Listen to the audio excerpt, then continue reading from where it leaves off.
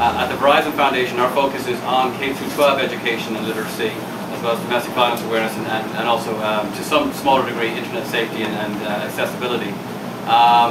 So, you know, we do fund various grants to, you know, to higher education institutions.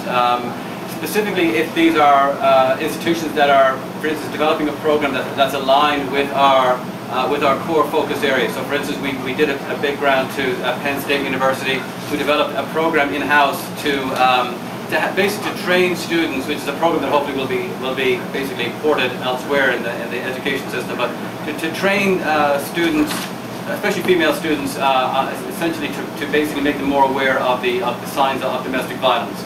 So it's a program, it's obviously it's a web-based and a sort of classroom-based type of program that we funded with Penn State University. And I think we've actually a similar program going on with Rutgers University as well.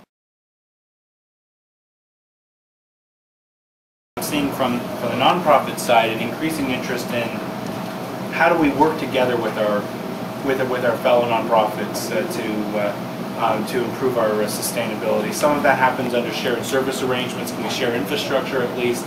I think merger for many is still a last resort.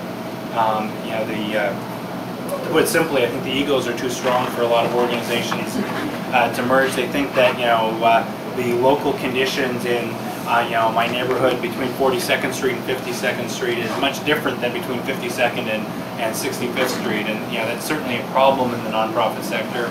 But more and more organizations are being forced into that simply because of the challenges of these economic times.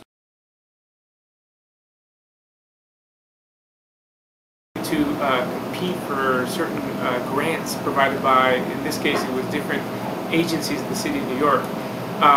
Areas where they might have a center that does workforce development, but they also want to try to create new businesses that will create new jobs. So the link is not just train a worker, but help fund the people that might create the jobs. So we've partnered with workforce development groups, not a merger, but you know, when it comes to providing a potentially enhanced proposal to a fund that said, listen, why don't you guys work together, get the best workforce development, get the best microlender, and put them together. That has happened for us this year. And two, I'm happy to say that as of today, we have just effected a merger with an out-of-state microlender. We used to be Acción New York, New Jersey. The other entity is Acción USA. They are Boston-based in Massachusetts. We are a New York corporation.